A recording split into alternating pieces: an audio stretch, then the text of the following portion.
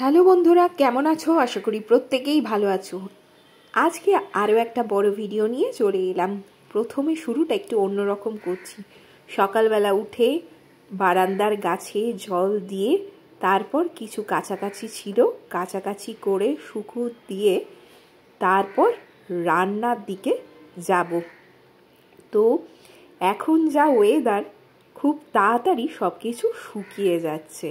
তো ওই যে রান্না করার আগেই সমস্ত কাচাকুচিগুলো করে নিলাম, যাতে দুপুরবেলা ঘুমানোর সময় ছেলে যখন ঘুমোবে তখন বেশ একটু গরম গরম চাদরগুলো পাবে। তো চলো আজকে কি রান্না করছি সেটাই দেখাই। আজকে করেছি আলু পোস্ত। আলু পোস্তটা একটু অন্যরকম করেছি, আলু ভাজার মতো কেটে তারপর পোস্তটা করেছি। এখানে তৈরি হচ্ছে আমাদের ছোটবেলায় আমাদের মাংস বলে যেটা বোঝানো হতো নিরামিষের দিন, সেই সয়াবিন তৈরি হচ্ছে। তো আমি আজকে আমার ছেলের ওপর এটা প্রয়োগ করে দেখব যে মাংস বললে ও কি বলে। ছোটবেলায় তো আমাদের বাবা মা যা বলতো সেটাই বিশ্বাস করতাম।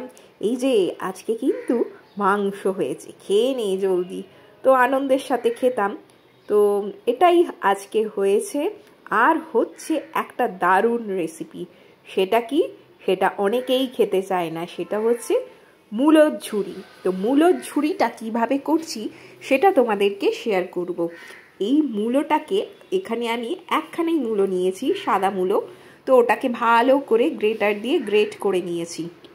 প্রথমে আগে বলবো যে তোমরা মূলোটাকে ভালো করে ধুয়ে নেবে, তারপর গ্রেট করে শুকনো অবস্থায় ছড়িয়ে রাখবে যাতে একটু মূলো থেকে জল না বেরোয়। তো সেইভাবে ছড়িয়ে রাখবে। তারপর কড়াতে সর্ষের তেল, শুকনো লঙ্কা আর সর্ষে ফোড়ন দিয়ে মূলোটাকে ভাজবে। ভাজা অনেকটা যখন হয়ে যাবে তখন ওর মধ্যে পরিমাণ মতো নুন, হলুদ, একটু কাশ্মীরি লঙ্কা গুঁড়ো আর যদি বাড়িতে কোকোনাট পাউডার থাকে সেটা দিয়ে ভালো করে কষিয়ে নেবে। কারণ কোকোনাট পাউডার তো এমনি নিজে মিষ্টি, তার জন্য এক্সট্রা করে তোমাদেরকে চিনি অ্যাড করতে হবে না। তো এইভাবে ভালো করে কষিয়ে নিলেই তৈরি হয়ে যাবে মূলোর ঝুড়ি। তো এই ছিল আজকে আমাদের লাঞ্চের মেনু। তো তোমাদের বাড়িতে আজকে কি মেনু হচ্ছে প্লিজ একটু কমেন্ট করে জানিও। যদি ভিডিওটা ভালো লাগে প্লিজ একটু লাইক, কমেন্ট, শেয়ার করে পাশে থেকে। ও আর একটা ভুলে গেছিলাম, আজকে আর একটা রেসিপি হয়েছে, সেটা হচ্ছে সাবুর পাঁপড় ভাজা, যেটা না হলে আমার ছেলের ঠিক খাওয়াটা ঠিক মতো হয় না। মানে ওই পাঁপড়ের লোভ দেখিয়ে বা পাঁপড়ের প্রলোভন দেখিয়ে আমি ওকে ভাত খাওয়াই রেগুলার। তো একটা করে পাঁপড় খায় আর একটু করে ভাত খায়, এই চলে আমার রেগুলারকার রুটিন। তো তোমাদের রুটিন কেমন চলে, তোমরাও তোমাদের বেবিদের কি করে খাওয়াও সেটা একটু কমেন্ট করে জানিও। আর আমাকে বন্ধু করোনি, বন্ধু করে নিও। চলো টাটা।